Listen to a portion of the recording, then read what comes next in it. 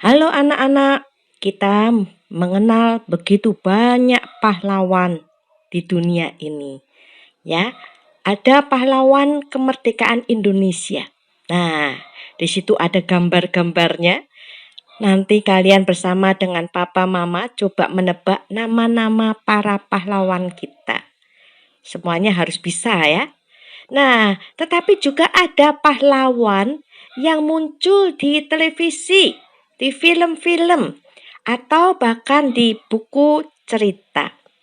Ada Kapten Amerika, ada Spider-Man, ada Hulk, ya. Nah, anak-anak, para pahlawan ini adalah orang-orang yang berjuang untuk orang lain. Para pahlawan ini membela orang-orang yang baik dan benar. Para pahlawan ini memberikan kepada banyak orang kemerdekaan dan juga kebebasan dari penderitaan, dari masalah, ataupun dari kejahatan orang lain. Namun, selain pahlawan-pahlawan itu, di dalam kehidupan kita juga ada pahlawan iman. Ya, pahlawan-pahlawan yang berjuang di dalam imannya untuk tetap setia kepada Tuhan sampai mati. Ada banyak sekali tokoh-tokoh di dalam Alkitab kita.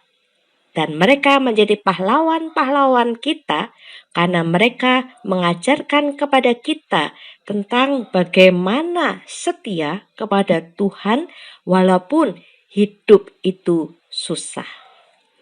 Ada juga pahlawan yang kita sebut dengan pahlawan tanpa upah. Wah, siapakah ini pahlawan tanpa upah? Pahlawan yang tidak pernah dibayar oleh kita. Iya, Papa dan Mama itu adalah pahlawan yang tanpa upah.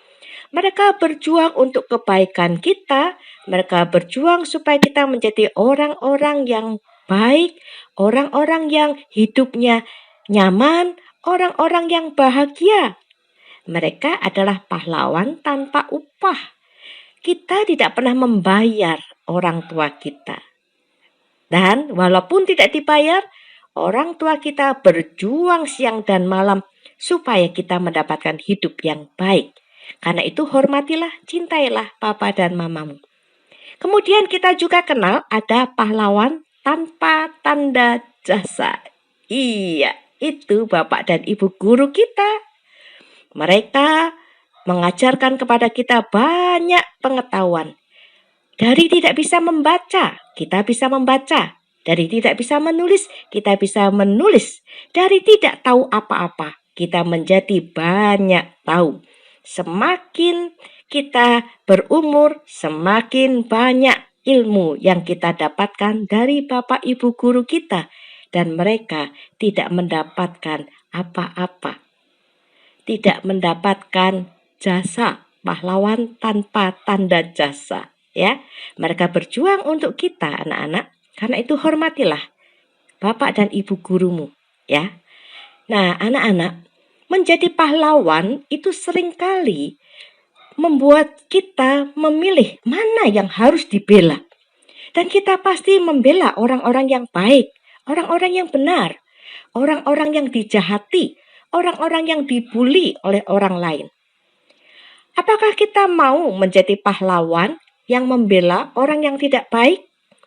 Apakah kita mau menjadi orang yang membela orang yang tidak benar? Wah, kita tentu tidak mau, ya. Tetapi anak-anak, ada pahlawan di atas semua pahlawan. Ada superhero. Dan itu adalah Tuhan kita Yesus Kristus yang bersedia menjadi pahlawan, yang mati untuk orang yang baik, tetapi juga untuk orang yang tidak baik. Untuk orang yang benar dan untuk orang yang tidak benar. Mari kita membaca kitab Roma pasal 5 ayat 7 dan 8. Sebab tidak mudah seorang mau mati untuk orang yang benar, Tetapi mungkin untuk orang yang baik ada orang yang berani mati. Akan tetapi Allah menunjukkan kasih-Nya kepada kita oleh karena Kristus telah mati untuk kita ketika kita masih berdosa. Ya, tidak ada pahlawan yang akan membela orang yang berdosa. Tidak ada pahlawan yang akan membela orang yang jahat. Tetapi Tuhan Yesus Kristus pantas disebut superhero.